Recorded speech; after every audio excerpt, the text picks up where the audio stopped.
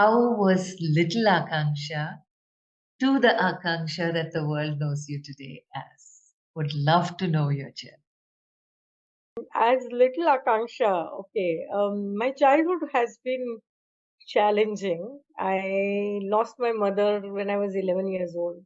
There's so much to learn, and I would say that my life has been a huge roller coaster ride. I believe that a soul chooses what the lesson it wants to learn during the lifetime and what experiences it wants to gain during a lifetime to have the evolution of the soul. And that is why probably I have had so many things in my lifetime. So yeah, my childhood was normal, middle class or lower middle class kind of family, but very high values. I completed my graduation in architecture, after which I was going to go abroad. I had got admissions and full scholarships in five universities. Didn't get my visa as a potential immigrant, and so I did my MBA here in one of the top B schools. Then I shifted my career. So interesting thing is, I've shifted my career six or seven times successfully in my life. So from architecture, I shifted to finance, from finance to IT, and then ended up working in IT for many years. But little Akanksha, I would say, was very different from this Akanksha that you see here. I was quite different, and I would say that I didn't consider that I would fit into any of the paradigms as such since my childhood. I have done many things in life along with my career also. Like I have been a fitness enthusiast. So I was aerobics instructor. I used to swim 1,000 meters. I've been a spiritual teacher. If I have to think about my journey, I would say that I have died many deaths, and it sounds very crude or it sounds very harsh to say this, but this is what I have experienced, that I have died many deaths and reborn. And I wouldn't say I have reinvented myself, because this goes beyond reinventing myself. This is literally like, and especially in the past 3 years after my kid crossed over, and I have had a spiritual awakening, and I have been able to connect with him spiritually and access higher dimensions. This has been the last 3 years has been a very different journey from what I have had throughout my life. But even then, I have always been interested in spirituality since my childhood, and I learned meditation very early in my high school. Yeah, so there are some threads that are common throughout my life, like spirituality and being a seeker, knowing, I would say, existential questions, knowing about that.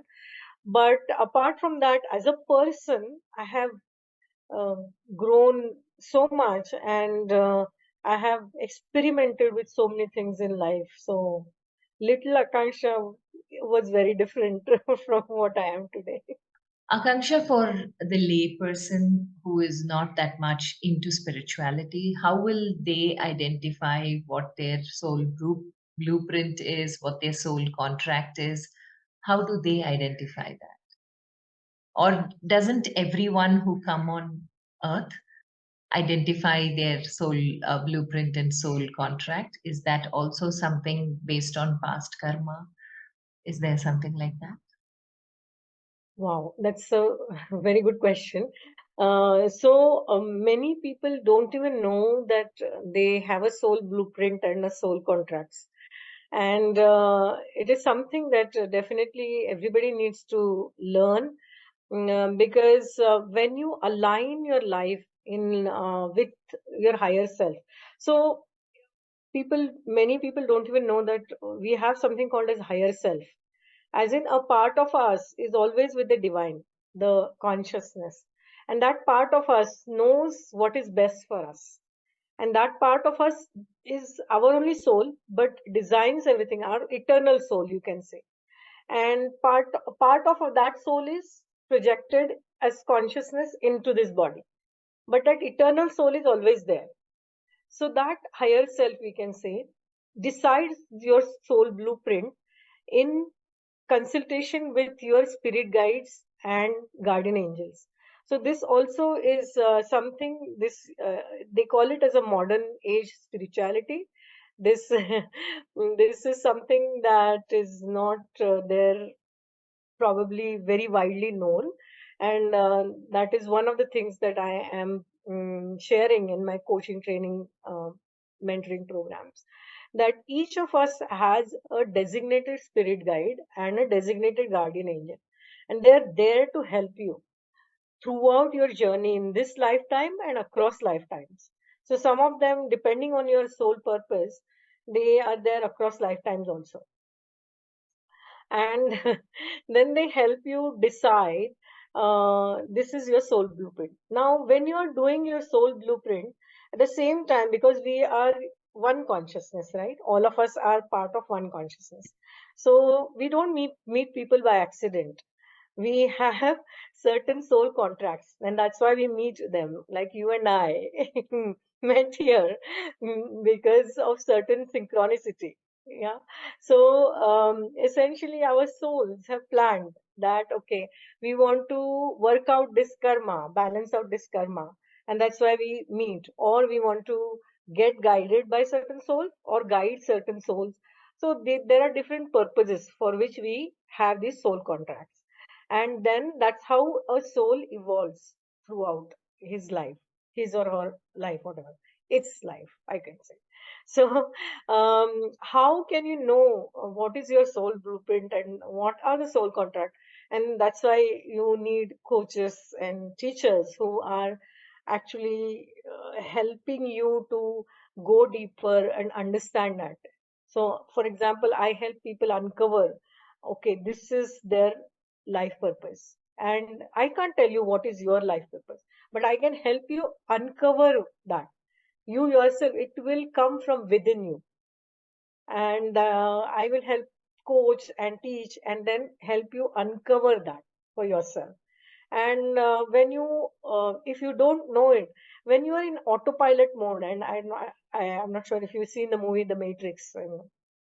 There are many sci-fi movies on this that touch upon these so-called esoteric, or outside, more outside than regular norms, so to say. So there are so many who live in autopilot mode. You get educated in a certain way, and then because you are educated in a certain way, you take up job, or you because you want to earn money, or there is a business that you inherited, you keep working in that, and then you keep thinking that, okay, that's your life. But that is not the only thing. You have to go beyond that and uncover what is it. And that is why people, even though you may be very famous and very rich and wealthy, but then still you will feel something is missing in your life, and you will not have meaning in your life. You will not feel fulfilled in your life. That's why you need to understand what is your soul blueprint and what are the soul contracts, and then what best you can do to learn those lessons for which you have come here, gain those experiences for which you have come here, and live your life purpose for which you have come here. As we're concluding the conversation, beautiful life lessons, Akanksha, but I'm curious to know, what are you doing to live your purpose? My life purpose is to help people expand consciousness, and rewire mind, raise vibration, and enrich well-being, live a life of abundance and freedom. So how I'm doing it is, I'm doing it through multiple ways. One is through my book. As an author, I am spreading that knowledge. The second is as a coach, mentor, trainer. I'm actually coaching, training, and mentoring young adults, teens, but in general, everybody. I'm now launching a program for women entrepreneurs to have a business that is soul aligned. And what can you do to handle all your entrepreneurial or business challenges? So that is something that I'm doing now. So education and well-being are the areas that I focus on. And the third thing I'm working on, third um, medium that I'm working through is my foundation, which I've set up for my kid, Arnav Memorial Foundation. And there we help, again, with focus on teens, young adults, and women currently. Focus on educating them to enrich their well-being, health, all physical, mental, emotional health and well-being, holistic well-being through science interventions, including science research and educating them. So, education interventions. So, for example, we had done collaborations. You might have heard about Sindhutai Sapkar.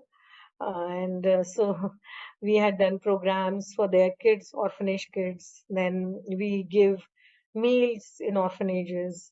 Uh, there were certain programs which I did in women entrepreneurs community, like there were initiatives for 21 days on being centered living and well-being initiatives.